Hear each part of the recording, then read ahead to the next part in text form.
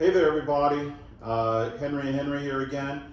We haven't done a video in a long time where we sit and talk about shooting, and or at least that I have. And this will be the first time for Henry to sit in on it as well. Talk about gunnery and etc.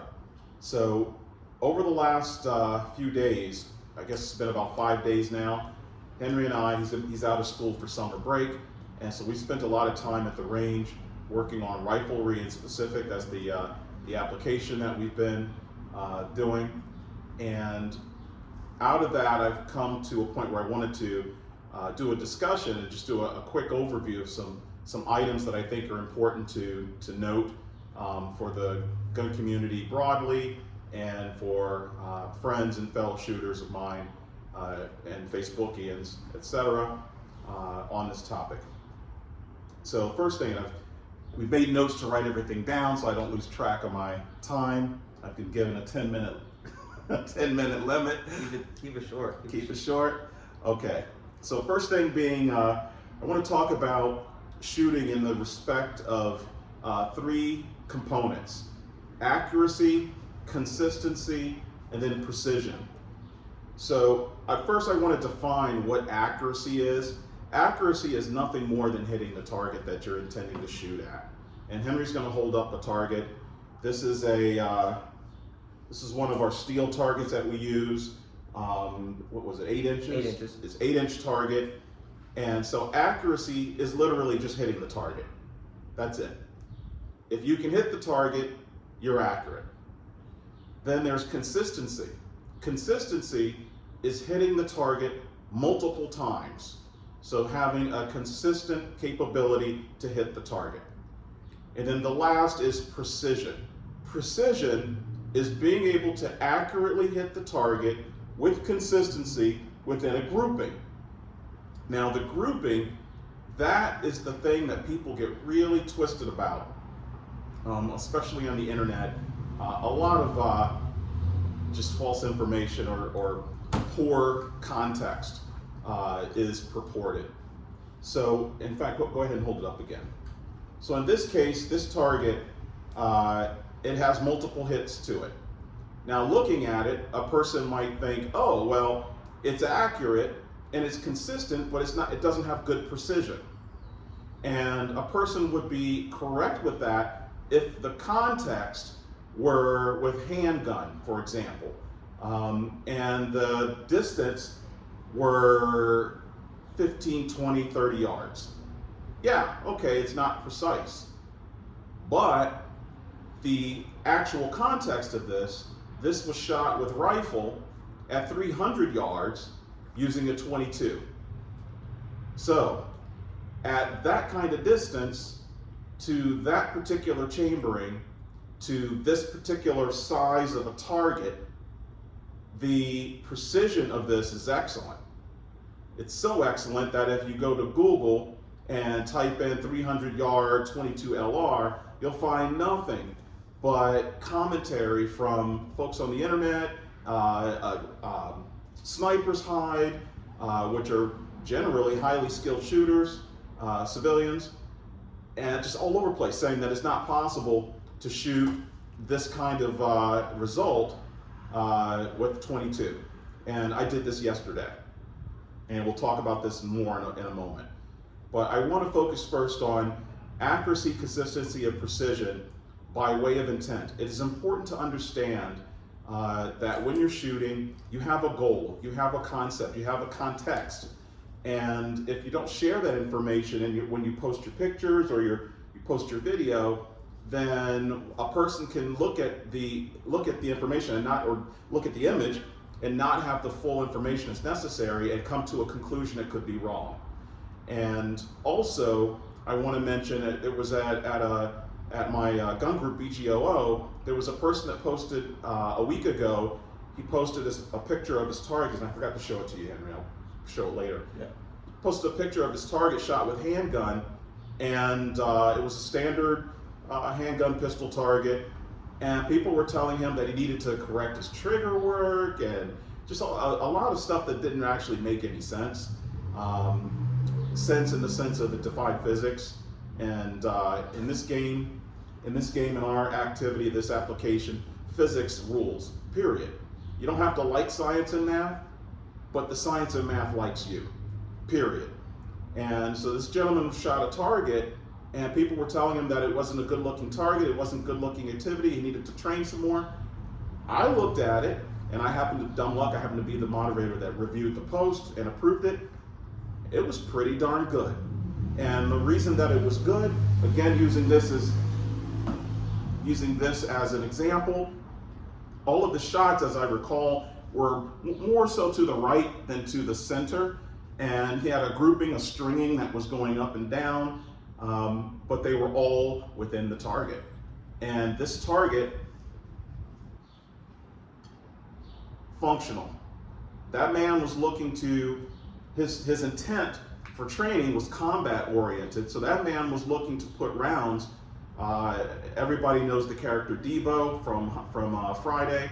That man was looking to put rounds into Debo's chest, and to tell him that he was not functional, that he was not practical, and that he was inconsistent is incorrect, period. That dude was working, and he was putting work together, and he made it happen. Did all the shots land right dead in the center and overlap each other? No. Do they need to? No. Not to his context. This is important. This is very important. So, actually, in speaking to content, that leads to my next thought, which is intent. So, as another bullet point, intent. What are you intending to do with your gun? If you are a precision shooter that likes to, whether it's handgun, shotgun, or rifle, and you just like to shoot really small groupings at targets that are relatively close or near or far, whatever the distance, then great. There's F1 shooting, for example, with rifle, and there's in-array precision pistol, aka bullseye, for handgun, and there's clays that you can participate in for shotgun. All that's great. There's nothing wrong with that. Not knocking it at all. But I'm going to take a stretch and say the majority of shooters are focused on either combat shooting or hunting. So if you're a combat shooter and combat is not specific and only to the military. That's another ridiculous thing that some people on the internet have in their head. Combat is going hand in hand with anybody. So if you're in your home and you're looking to defend yourself against Debo and O-Dog that have come through your window or your front and back door, that's combat. And if you're a law enforcement officer and you are dealing with some miscreants, that's combat. And if you are a hunter that's looking to put food on a plate, that's hunting, okay? And the vast majority, I would bet, at least 51% of gun owners are focused on either combat or hunting. And then the remainder are just folks that are either sporting in competition or just shooting tin cans off of posts and just enjoy the noise that a gun makes, which is nothing wrong with that, that's fine, but that intent is completely different than what the majority are looking for. So if your intent is X, then focus on X. If it's not, then focus on something else. So going back to accuracy, consistency, and precision, our intent, here, Henry and I here, we're obviously sport and recreational shooters because we're not in the military, and but at the same time, we are focused on practical shooting. And for us, practical shooting, functional shooting, is largely toward combat and hunting, not largely toward competition and shooting really small targets. Not generally, but I'm going to show you that in a moment as well. So in this case with this plate, and I don't know if you'll be able to see it clearly, but I will post stills or pictures of these, of everything that I have to show. In this case, the plate, not only do we have a grouping that is of a size, again, this is an 8-inch plate, and I shot this just yesterday. My grouping, the bottom is here, and it just chipped off the bottom of the plate. And the top is roughly here, and the width is here. If you measure this out, this is just about 5 inches of spacing on an 8-inch target. All right. So again, I shot this at 300 yards, and that's no cap. And additional, there are multiples of shots in the same place. This is 3. That string is 3 shots in the same place. These down here are 2 in the same place. These over here, 2 in the same place. And the impacts are really easy and clear to see on the steel. Again, it may not come up well on the video here. And so, as it goes to combat or hunting application at distance, being our intent, this is functional and practical. So please keep that in mind. And then I've got some other targets here that I brought up. Again, this has been over the last several days of shooting. When Henry and I first went out to re-zero our guns, which I'll share with you the guns in a moment, we did a 0 at 50 yards to start. Commonly with 22, people with rifle, people will 0 at 30 or 35 yards, and then others will 0 at 50. We 0'd at 50 and then confirmed at 100. This is a card that Henry shot, and hopefully they can see that. I don't know if they can see it. There you go. Henry shot that. It is 2.5 inches square.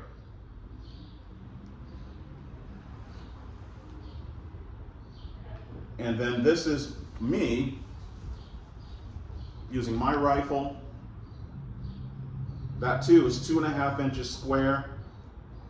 The targets obviously being a 3x5 card for Henry and a 3-inch post-it note, 3-inch square post-it note for myself. Oh, and by the way, this was oriented on the target backer in this direction. So I didn't put it this way. I had it this way on purpose, and that's what Henry shot. So now going to equipment. Another thing that's commonly featured on the internet. Oh, I'm forgetting another target. So I don't know how I could forget this. So this right there, and Henry will bring it in close. That is a 4-inch steel plate. And so this plate, I also shot at 300 yards using a 22. And we have all this on video. I'll share the videos as separate pieces later attached to this main video. Again, on the internet, and again, just doing a search on 300 yard 22 LR, Henry and I, we like to challenge ourselves. So we came up with this challenge. First, the day that we went and zeroed our rifles, set them up for 50, confirmed at 100. We then decided to push out to 200. And then from there, we came up with the challenge to shoot at 300 on the larger plate. That turned out to be crazy easy. And then from there, we decided, okay, we're gonna come up with a challenge to do 3x3x3. And we had thought that this was 3 inches. It's actually 4 inches. I measured it this morning. And so nonetheless, it's now, the challenge was 3x4x3. Yeah. So 300 yards, what we thought was a 3-inch target. Yep. And 3 shots in a row. Yeah. Yep. So 300 yards, which is far. With this, you can't even see it. It's not, you can't see it by the human eye. And at 300 yards, this barely looks like this. Yeah. At 300 yards. It's very far. But yeah, we came up with this challenge, and we're like, hey, we're gonna keep pushing and pushing to work on our skill sets and to make sure that, see if our fundamentals fall apart or not. And so we're gonna move to equipment. Henry, grab your rifle first. All right, to start, Henry's rifle, just so that you guys can see, Henry, go ahead and show them that the action is open, please. The action's open. I've already confirmed that it is unloaded. Further, safety on. Yep, and the safety is on. Further, I've taken the magazine tube out, retainer, So it has this is a magazine tube fed gun, and this right here is where normally a large rod goes in to, you put the rounds in and it holds, it puts pressure on the round so that the gun will actually load and fire. And I've left that out sitting in the case because it's just not necessary for this conversation. So that's Henry's rifle. This is a Marlin 60. Yep. I'll let you tell about it. You can tell about it. Marlin 60 22 LR. The only thing that's adjusted on it is this, or two things. This DIY stock. It's literally an ace bandage. And rotate it around so you can see the other side. There you go. Ace bandage and 3 tissue packets, like those CVS tissue packets that you can buy. Yup. And made this up one day. It's firm because my cheek didn't fit on it right. Yep. So it's too small. Now I don't think I need it anymore, but we haven't taken it off. And that's worked excellent as a sort of makeshift butt pad. I wouldn't even call it makeshift. It's nothing more than a customization. It's literally makeshift, but it's worked really well. Yeah, that technique has been used by military and law enforcement going back to the 40s. Well, we're still using it today. Yep. And this BSA Sweet 22, is this it right here? No, I don't have a box for it. Okay. It didn't have a box when I bought it. Okay. Scope, it's dead simple. It's 1 to 9x, and it can go out to 100 yards for elevation and No, it's 3 to 9. I think that was 3 to 9. Oh yeah, right. My bad. Yeah. 3 to 9. So it's pretty much a simple scope. It's a simple crosshair. Yep. Nothing special about it. Yep. And the Marlin 60 is one of the most like plinkster guns you can buy out there. It's cheap. It's pretty reliable. I mean, they're pretty old. Yep. So Uses a duplex reticle, standard duplex reticle with thick upper, top, lower, and left and right. Oh, and it's a sunshade. And a sunshade. Yep. That's it. That's why it's so long and crazy. Yep. And we put that riser on there. So the model 60 doesn't natively allow fitting of good fitting Picatinny. of an optic. Yeah. So we attached a UTG rail For dovetail to. Yep. For dovetail to Picatinny. Yep. Yeah. So, just for practicality only. And a double band set of rings. Yep. That are sturdy as heck. Those are good rings. You had no problem with it. Yep. Yep. And so my son, using this gun, is shooting out to 200 yards on this steel, 4-inch steel at 200 yards, using a Marlin 60 that the internet says isn't capable as a gun to shoot beyond, just as like a toy and a trainer for little kids. It's essentially, yeah, they shoot it like a Nerf gun. Yeah, the internet will have you believing it's crazy. The internet is it's so much ridiculous that I come across in gun groups. Just nonsense. So the internet will have you believing that particular gun is not good beyond 100 yards and has no accuracy and et cetera, et cetera. Meanwhile, my son, 16 years old, is out here shooting this at 200 yards. But boring accuracy. Just boring accuracy. Oh, and I forgot to have you bring inside. What? The sleeping bag. Yes. So.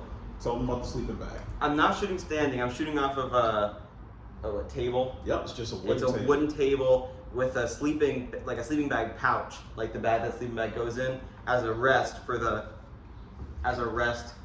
right here. Yep. To shoot off of, just for stability. It's not like a bench rest. It's not a foam block. It's like you see on YouTube. It's none of that. Yep. It's simply a sleeping bag.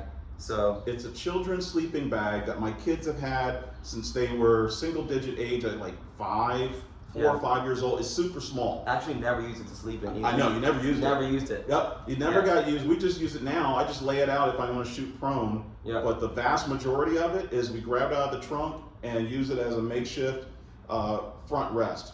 So as we were talking about combat shooting, it's completely practical. If you need a quick rest, I mean, a pillow would work. A rolled up jacket, right here, use a jacket constantly. Take your shirt off if necessary, just whatever. Yeah, whatever. This stack of boxes, as long as it gets that height. It's about that height and the stability, that's all. Yep. So you don't need a bipod, you don't need a bench rest. I mean, that's nice, but in a certain setting, you might not be able to use that. So Yep. it's about practicality, not about luxury. Yep. Being practical and functional, and you don't have to spend a gang of money to get results and be functional. And all in all, this setup is what, like $300? Yeah. I say $300, $350. Yeah. All encompassing. I wouldn't even stuff, say $350. I'd say $300, and that's including tax and shipping. Yeah. So this is cheap. I mean, it's just, yeah.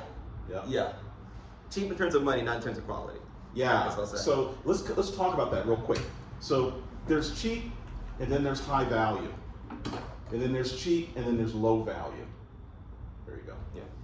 And so that rifle for $300, my son is shooting out to 200 yards with it.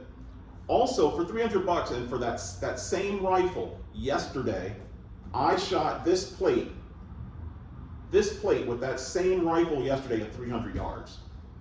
That should not be possible. 300 yards. If according to the internet, according to the fact checkers, the forums, it should not be possible. Yep.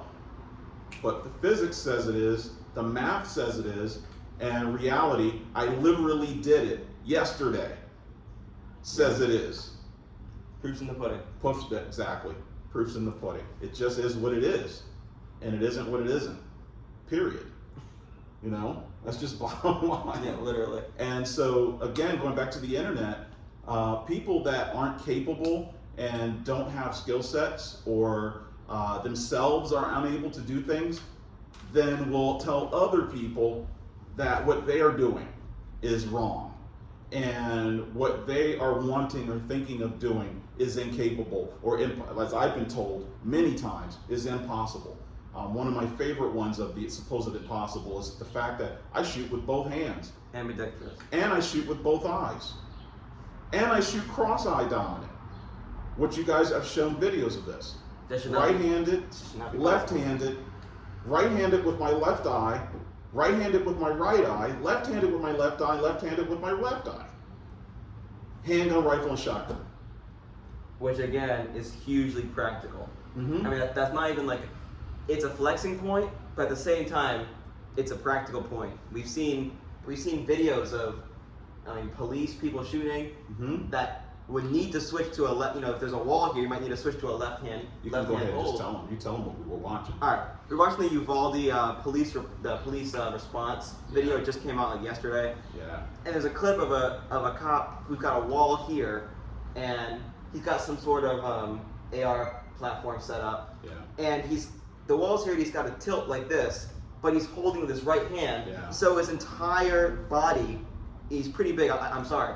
Yeah. His entire body is revealed. It's just facts. Revealed. So it's essentially no point in having a wall. Yep. So if he were to be able to shoot left-handed, we're able to shoot ambidextrously, that'd be no problem. Yeah. So practical shooting.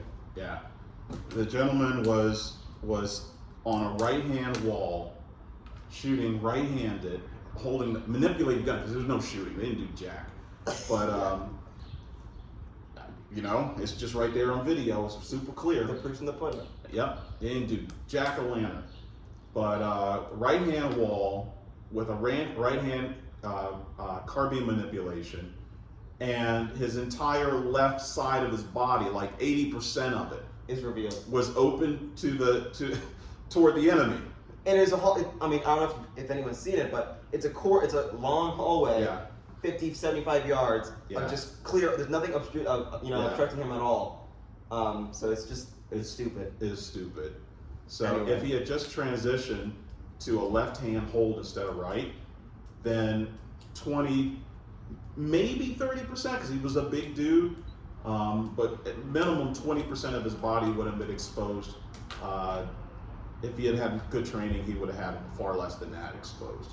Yeah. But, that's neither here nor there. It is what it was. History is history. History is history. That's just facts. It's just facts. So, also talking about equipment. All right, so I'm going to talk about my rifle. We'll bring this out. This is, and Henry will show it to you. He can bring it up close. And action, bolt removed, safety on, action open. So action is open. There's no bolt in the gun because it's just not necessary for this conversation, this discussion. There's no magazine. And so this is a dead gun. This is nothing more. It's not even really a gun. It's a pipe. Exactly. It looks like a gun, but really all that this is a pipe and a piece of wood. That's all that it is. Is this even wood? Yeah. Pipe and a piece of wood. That's it. Even though clearly it looks like a gun, is set up like a gun. So this is what I was shooting yesterday. This is a Savage Mark II TRR SR. I bought this gun 2006, I think, 2006. 16 years old. Yep, love this gun. Love it. It's been great to me. It is completely stock, and this is a key point. So stock AccuTrigger. Right, it's a skeleton setup. Yep, yep. So that's the safety for stock magazines. This is the original barrel, stock barrel. It's stock, just stock everything. And this gun, when I purchased it, I got a great discount on it by way of instructor program, etc. From Savage. Actually, I ordered it from Savage and they built it for me. But you can buy the same gun right now. It's a slight variant of it. It's a shorter barrel. Well, that's the other thing. Henry, what's the length of your barrel? Put your barrel. 60 inch? Yeah, put your barrel length against mine. So put your receiver right here. Yep. All right, so you see that difference? I think mine's 16 inches, is 2018. Yeah, and mine is 20 inches. All right? So people will say on the internet, oh, but if it's a carbine, it's only good for with the 22. If it's a carbine, it's only good out to some random number, 75 yards, 100 yards, baloney. Again, I shot that to 300 yards yesterday, with accuracy, consistency, and precision. This gun is 20 inches, and this gun can be found online at street pricing at about $200. And people will say, oh, with that particular gun, it too is only good for 100, maybe 125 or 130 yards. The website itself says it's for plinking. Yeah. From Savage. Yep. So. Yep. And I'm putting rounds down range at 300 yards boringly with this. Consistently. Oh, and in a wind. Tell them about the weather yesterday. Yeah. In fact, the weather the last 2 days. Yeah, we've had some crazy weather, rain and wind. So yesterday we had at the range there's vegetation on either side, so it's easy to tell the wind conditions. Yeah. And close by it was like a easily 10 mile per hour wind. Yeah. And then downrange at target, probably 3 or 5 mile per hour wind. So when I'm spotting, I call the wind, and the bullet's going like this. I mean, it's got to swim through all that. So Yeah. you might need to adjust for windage or Yep. left and right because of that. So again, with this rig, and then the rail that's on here came with the gun. I don't believe Savage shipped these anymore. This is a really good rail. I love it. I would never get rid of it. And then the base is a Burris AR Signature QD Peeper mount. Peeper, I don't know how they pronounce it. Excellent mount. That's the most expensive piece on the whole gun. It costs more than the gun itself. This costs more than my entire setup. Yeah. I mean, this at retail costs more than the gun, and I got a deal on that too. And then Primary Arms 4x14, 44 first focal plane scope with the HUD or aka HUD DMR reticle. that's the reticle for you. So you can see all the windage and elevation markings and all that. And so this optic and mount came off of my 308 gun, which is an FNH, Fabrique Nationale Herstal FNAR. I took it straight off of that gun, put it on here, because the optic that's on Henry's gun used to be on my gun. And he wanted to shoot at distance, so I said okay, gave him that, and then I took this off the FNAR. And that's why we ended up doing the re-zeroing several days ago. I think it's 4 days ago now. Yeah. And so, but long story short, shooting out to 300 yards boringly on this 8-inch plate, and then out to 300 yards on this 4-inch plate, and again, just for accuracy, consistency, and precision. And going back to the value, I was just saying yesterday that this gun shoots $1 a yard.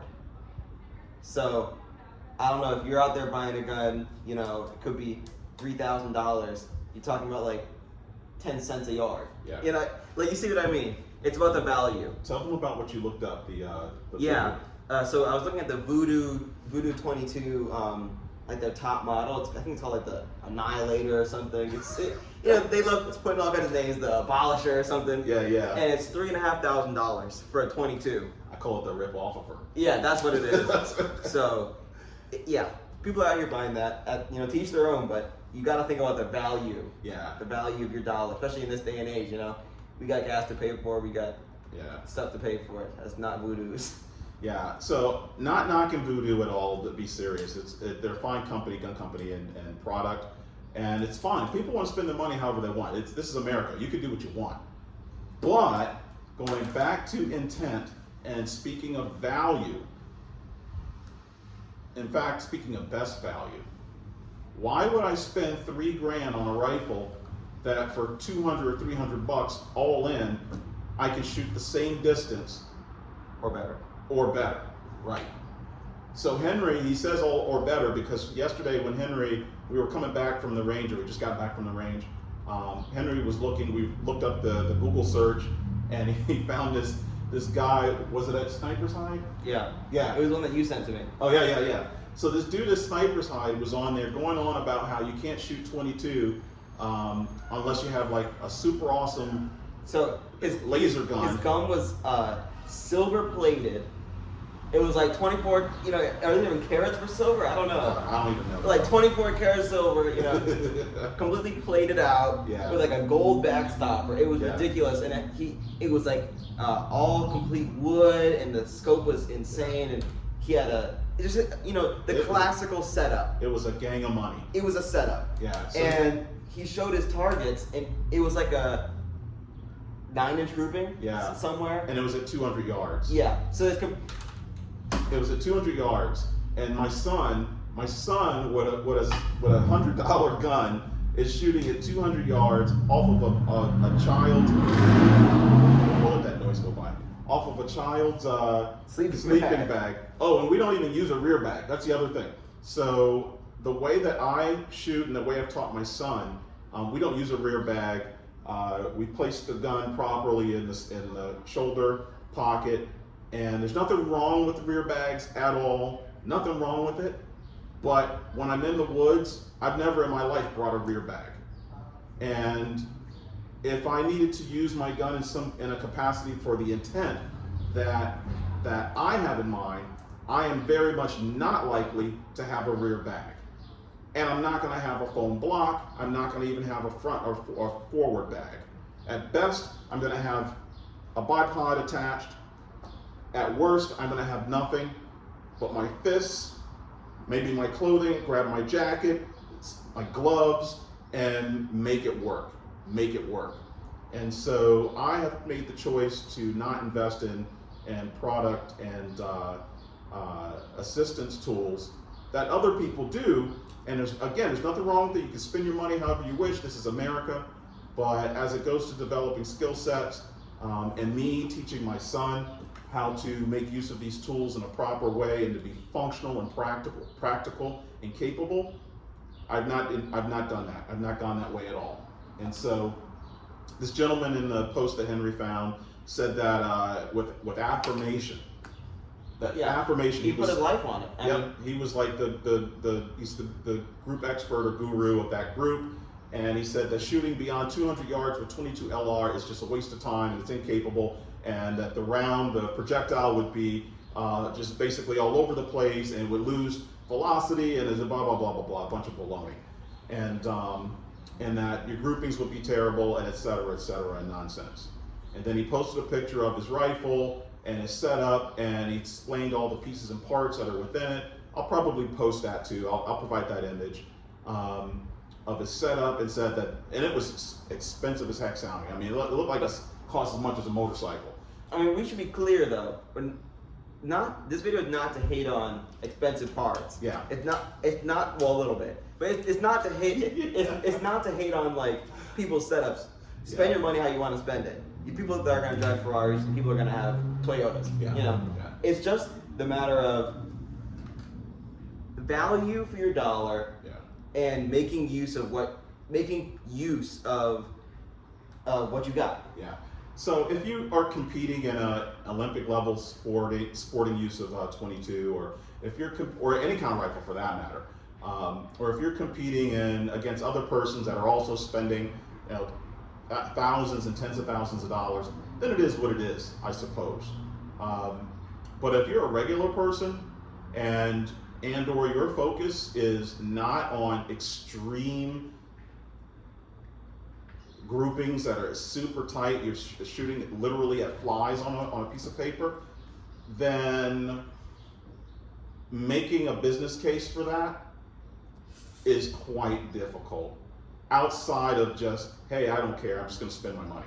And then again, it's America, you can spend your money however you wish. Right. After tax. So, and let's see, the next thing I want to touch on, let's see, internet. Truth versus garbage. Yeah, we've been covering that. There's a lot of truth, or a lot of garbage, as opposed to truth.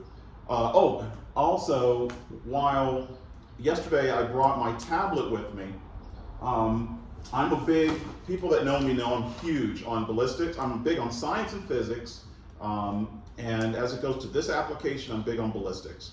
And so 2 days ago, I had printed out the data on for my rifle. I've got it all built up in a software. I happen to be a fan of Strelok Pro, but you can use anything.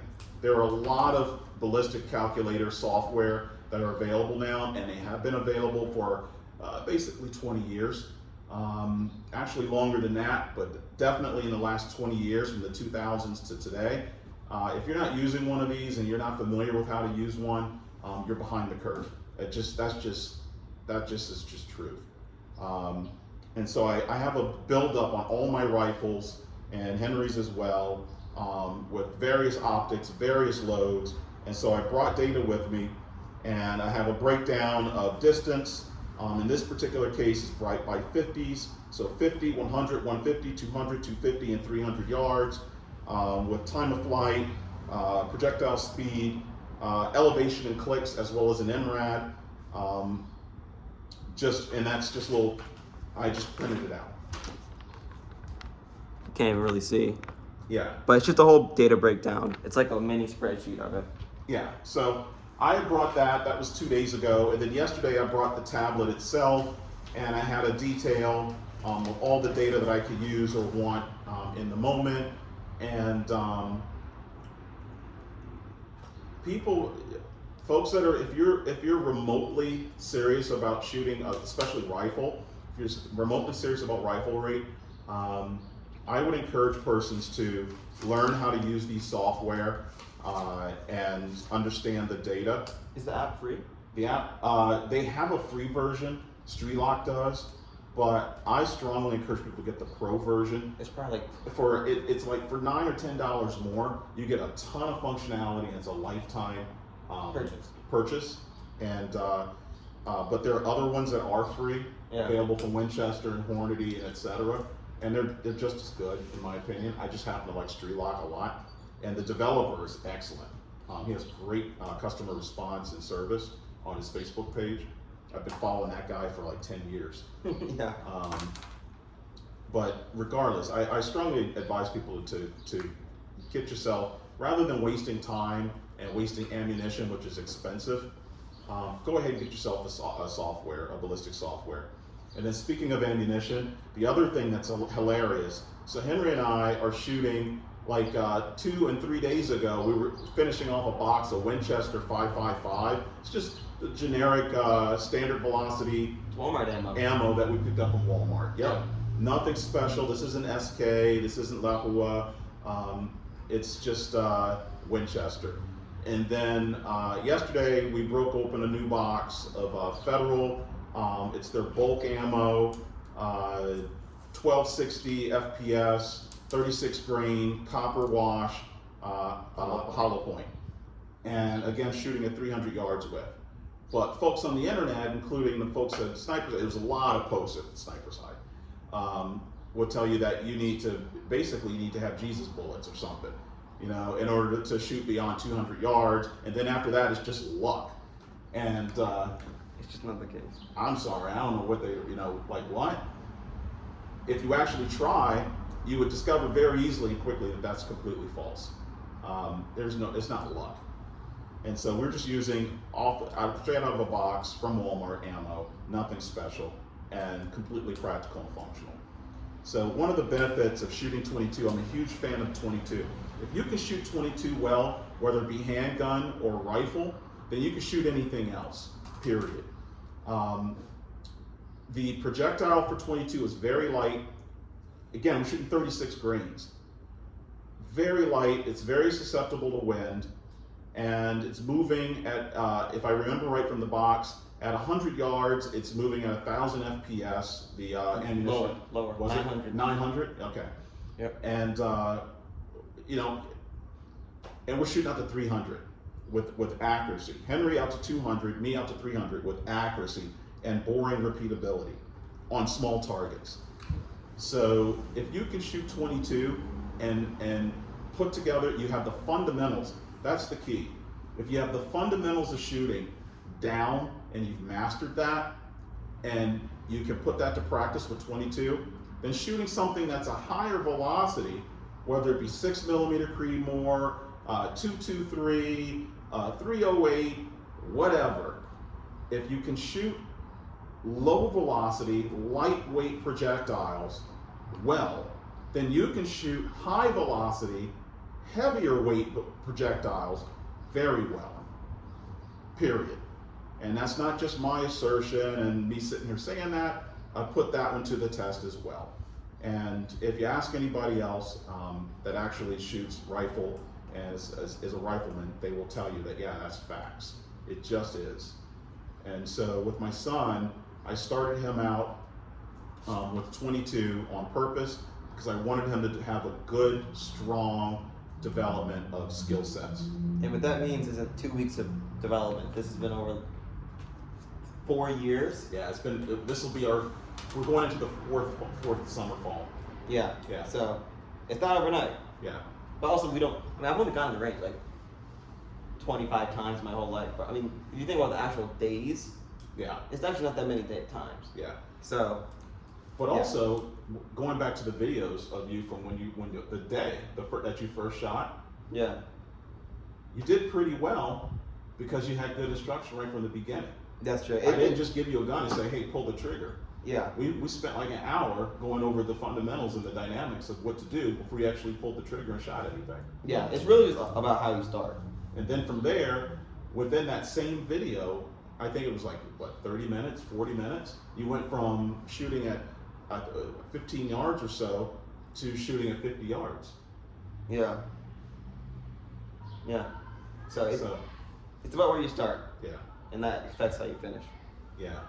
And I guess that leads to a final point, a closing item, is that if you don't know how to shoot, or if you're not comfortable in your fundamentals, or you're not comfortable in your skills, hire yourself an instructor, like a good one, and do some vetting on who your instructor is, and try to find out some background. And just because the person was in the military or was a police, that doesn't necessarily mean anything. And that will hurt some folks' feelings. And okay, your feelings are hurt, but the facts remain. It doesn't mean anything. Find out if that person actually has skill sets. Find out if that person can actually shoot or not. Find out, just because a person is very good at, and I've had this as my own students, a person that's very good at hunting and shooting at animals that are 18 inches, between 16 and 20 inches in width, and are between 10,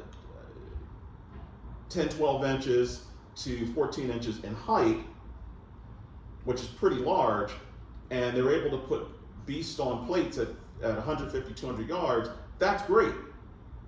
But if that doesn't apply to your application, being this or this, then what's the point? And we've seen instructors at our range Yes. that have been terrible. Yes. Remember that dude with the handgun? Yes. Yeah, so Holy cow. it was a first-time shooter, and this woman was, clearly first time. Clearly a first-time shooter. Yeah. And I suppose she wanted to learn handgun and hired this dude Yeah. who was just telling her everything wrong. Had her shooting a 1911 45. I mean, Yeah. there's just nothing right about what was going on. And She didn't know that he was wrong. right. That's the sad So part. it's just taking advantage of beginners because you don't know what you don't know what to know. Yeah.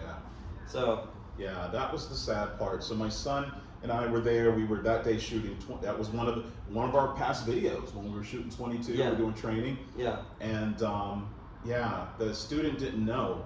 The student didn't know at all that she was being directed in a wrong path. she was like each shot was scary. Yeah. Which makes sense. It's loud. Yeah. It makes smoke come out. You know, it makes sense.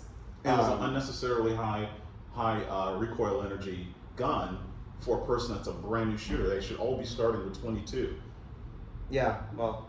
And that was unfortunate. That was really sad. And there's plenty of videos on YouTube, people giving their kids shotguns when they're like 5 years old, and Yeah. the kid gets blown back and everyone laughs, but the kid's not laughing, you know? Yeah. It's not funny to the person who's getting hurt or, that's all. Yeah. It's just, yeah. So in closing, we just wanted to talk with you guys about shooting and riflery and equipment. I'm going to post up our actual videos of us at the range yesterday and I think day before. We got several videos over a course of several days. I'll also post images of these targets so you can see them up close and do your analysis and pick them apart if you wish. But the facts are the facts. These things were done. And but we just wanted to have a sit-down chat with folks, and that's about it. Well, we said we were going to do 10 minutes, but it's Yeah. been 47. So if you made it this far, you're a champion. Yeah. You get a gold medal for that. But 47 minutes. All right, Man. bro. All right. Thank you, folks. Catch you later.